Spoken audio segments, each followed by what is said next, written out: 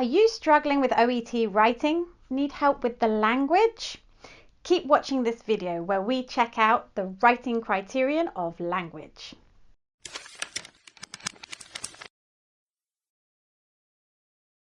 Hello, it's Jo here from SLC, here to help you pass your OET exam. In today's video, we're going to look at the writing criterion of language. We will look at what this criterion actually means and how to improve in this area. Want help preparing for your OET exam? We've got the perfect course for you, so check out the links below. Let's get started. You will be assessed on 6 criteria. Purpose is scored out of 3 and all the rest have a maximum of 7. You can find a downloadable copy of the writing criteria on the OET website. And today we are going to focus on language. So what do the descriptors for the language criterion actually mean? Let's take a closer look. To meet the assessment criteria for language, you will need to use correct spelling. Commas need to be used correctly throughout the letter. Appropriate use of grammar for the context is also expected, as well as accurate use of grammar. Let's take a look at the first one, spelling. Take a look at these common spelling errors. Do you know the correct spellings for these words?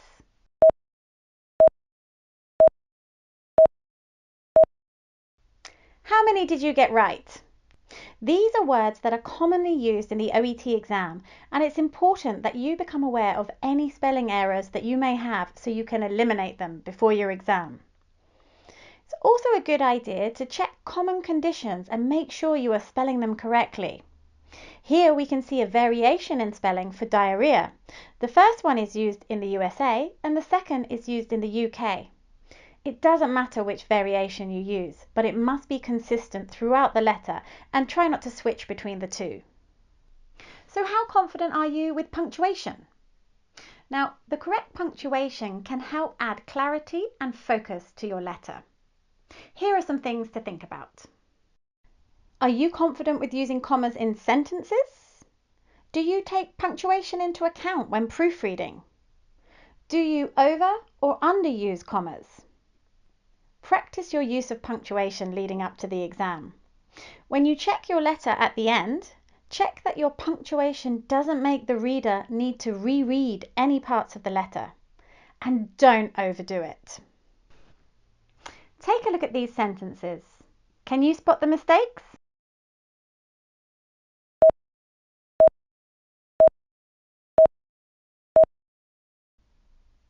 In the first one, the main sentence is, I am writing to refer Mr. Smith, who has recently been diagnosed with sciatica.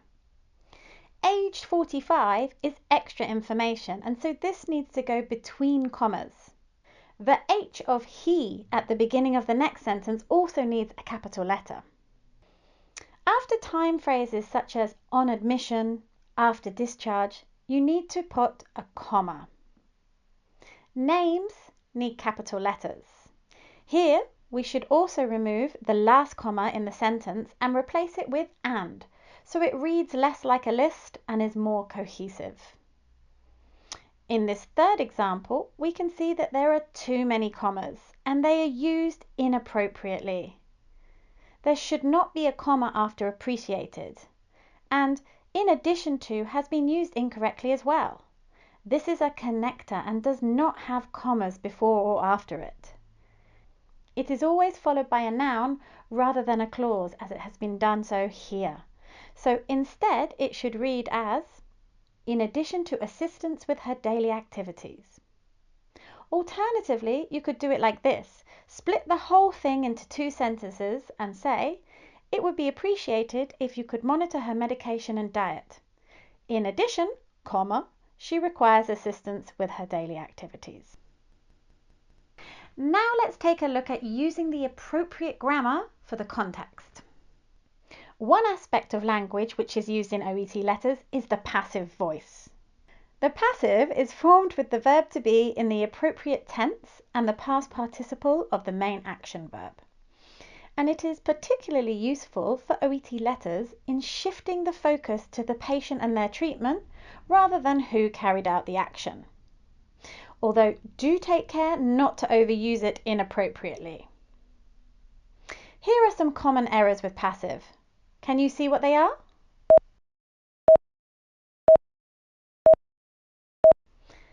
In the first example here, Mr. Cooper has admitted to hospital on the 3rd of April. The verb to be has been omitted and has been used. It should be written like this. Mr. Cooper was admitted to the hospital on the 3rd of April. The passive also helps make the tone of the letter more appropriate for the context. For example, the patient can take paracetamol when they need to would be better written as paracetamol can be given as needed. In the last example, we can see the common error of avoiding using the passive.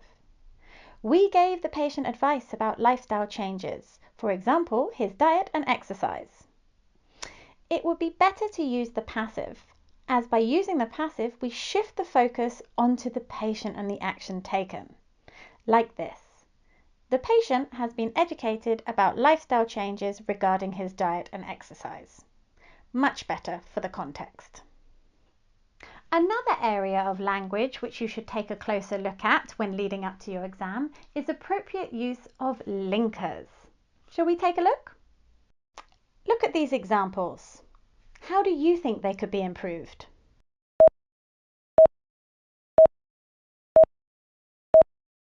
It's important not to overuse linking devices if it's really not necessary. For example, in addition, Ms. Morton will need her stitches removed in the outpatients clinic on the 13th of June.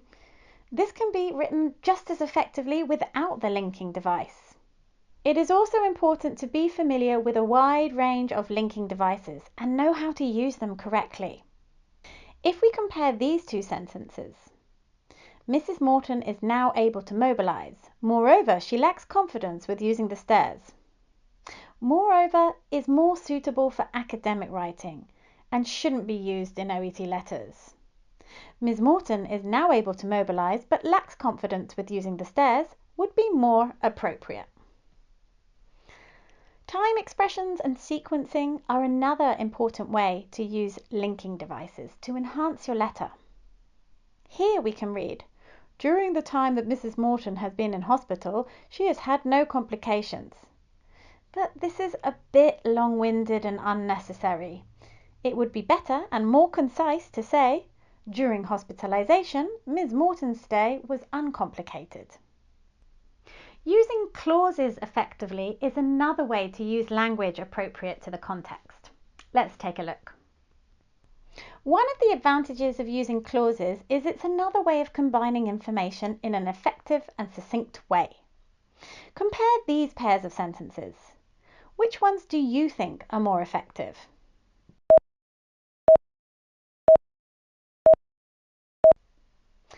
That's right. I'm writing to refer Mr. Hancock, who underwent a total left hip replacement, is much better. We can see that the meaning here is clear and the sentence flows effectively. Next, in the first example, the relevant information is included, but it reads like a list and there is no connection. It might be better to write it like this.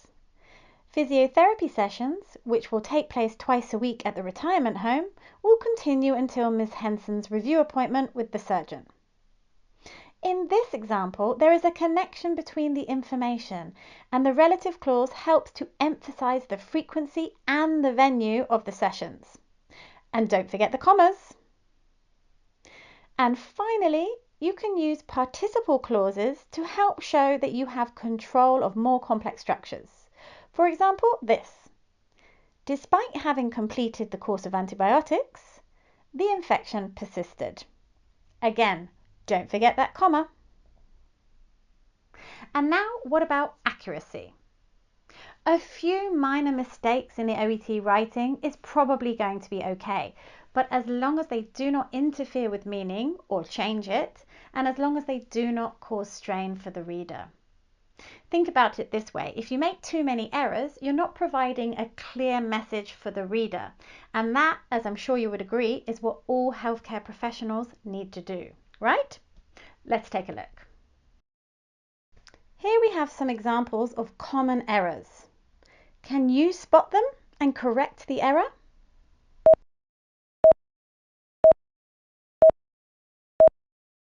I ordered a blood tests is incorrect.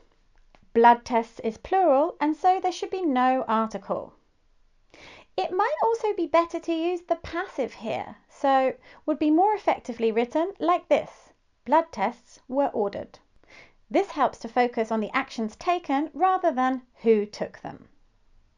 The next error is an example of incorrect tense. Mr. Silver has been admitted on the 3rd of June. Is the present perfect in passive?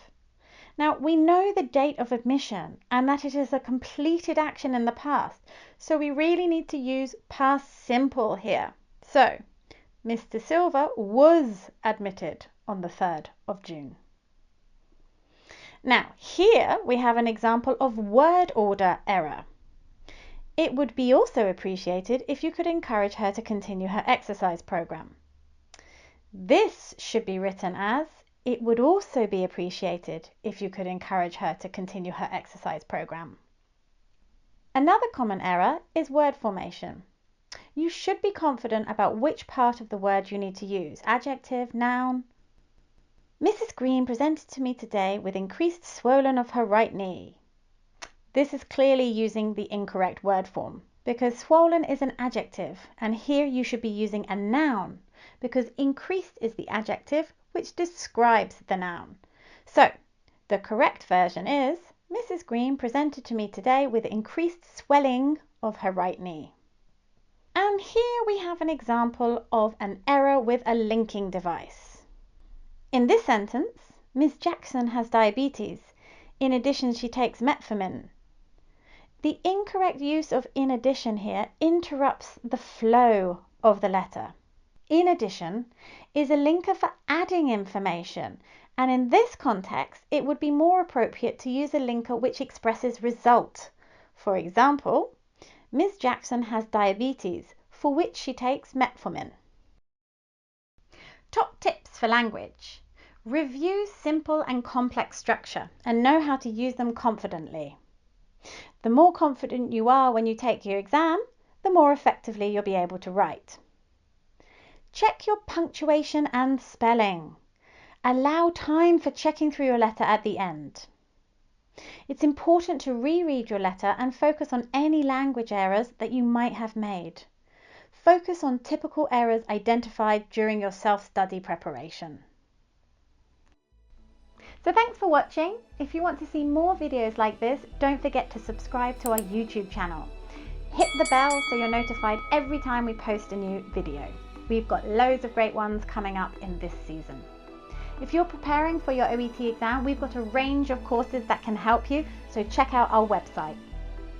See you next week. Bye!